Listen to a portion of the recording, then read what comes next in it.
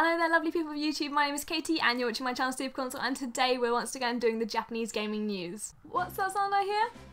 Oh, could it be the sound of new Pokemon information? So by now you've all heard the wonderful new announcement that not only do we have the 3 starter Pokemon, Rowlet, Litten and Popolo.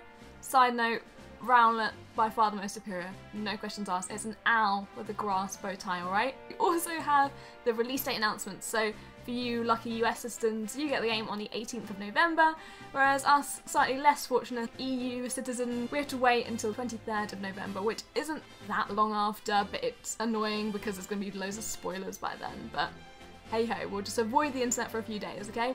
But that's not the Pokemon news I'm bringing you today. This is about Kurokuro's latest trailer, but actually unveil a new Pokemon. Now we can only see it from the back, so it's hard to tell exactly what it is, but I think if you look closely, like really closely, it looks quite like a dog, possibly from the tail a Pomeranian. I also at first thought it was a deer because the trainer's socks standing in front of it kind of look like little baby antlers. It looks sweet. I mean, hopefully we'll see the front side and it won't be as horrifically ugly as Shinmenken, but who knows? I've been playing a lot of Yokai Watch lately. I'm all confused in my brain. If you haven't seen the Japanese version of the Sun and Moon trailer yet, oh my word, it is ridiculously emotional and inspirational. I was quite taken by it, but completely different angle than the Western trailer, so have a look, it's quite interesting, and it took me back memories to when I first went to Japan when I was about 13. I didn't know any Japanese, I was living with a Japanese family for a couple of days, couldn't really speak to them, like I knew a few words, that was it, and I was taken to a Japanese primary school to supposedly teach them English, although as a 13-year-old young child, what could I teach them apart from like head, shoulders, knees and toes, which I did that a lot. And the only kind of way that I found I could fit in or talk to the kids or relate to them anyway was I saw this little boy with a Pikachu lunchbox and I was like, oh Pikachu, because luckily Pikachu is like one of the only Pokemon where its name hasn't been changed from Japanese, and the little boy was like, ah, I feel so excited that there was something that we could both talk about. So that's cool, and it reminded me of that, which is cool. Moving on, the other massive game coming in 2016, well to Japan at any rate, is Persona 5 coming out on the 15th of September in Japan, which is pretty close to Final Fantasy 15. That's, in my eyes, a pretty strong challenge right there. Come on, 2 massive JRPGs coming out in the same time frame. We weren't expecting much for the live stream event that happened in Japan for Persona 5, I believe it was up Tokyo Tower. 3 new characters were announced, which is awesome. We've also learnt a little bit more about the Velvet Room in this entry. Now Igor is of course back, but with 2 new residents of the Velvet Room. These are kind of jailer twins, Justine and Caroline, wearing their cute little smart hats. And from what we've already got out of interviews, the Velvet Room has turned into some kind of prison, and Justine and Caroline, the jailers, acting as some kind of punishment inflictor on the protagonist in order to escape the Velvet Room. One thing we can say is that, oh my, Persona 5 looks awesome, and it's a shame that it's going to be so long before the game comes out in the West, but hey, if it's a good game it's worth waiting for, right? And I'm sure I'll do an import watch or something along those lines to have a more detailed look at it closer to the Japanese launch. I just can't wait, so excited.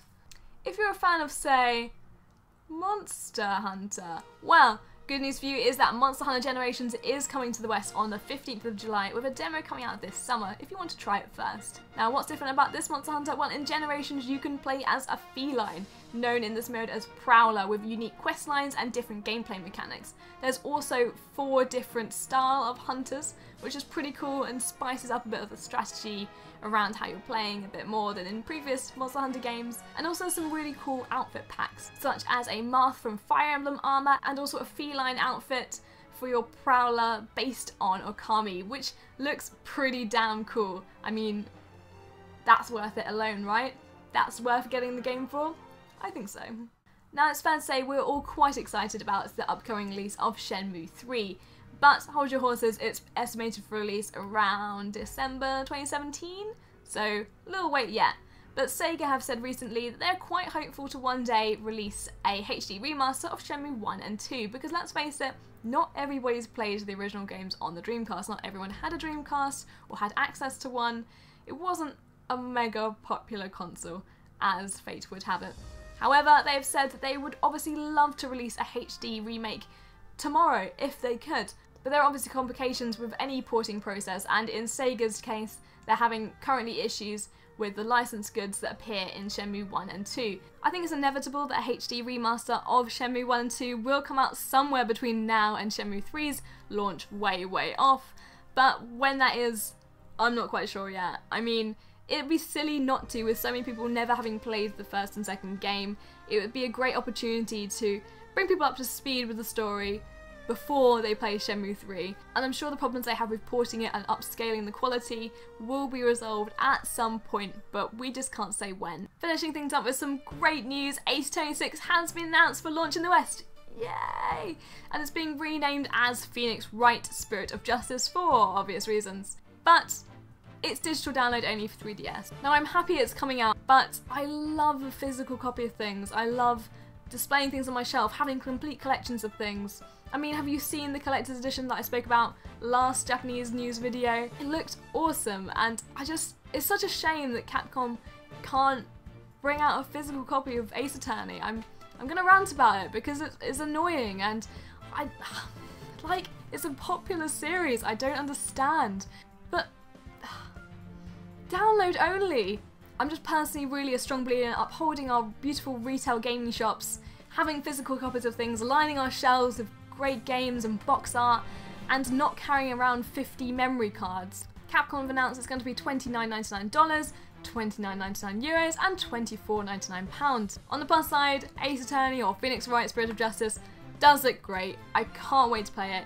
It sees the return of some of my favourite characters like Sweet Sweet Polly and Emma Sky, and the art style is brilliant. I love the setting of Kurain. It looks really interesting, and that whole princess who can see the last thing that a victim saw before they died, that's a really cool feature, and I think it's going to be wicked. I just wish it was coming out on physical.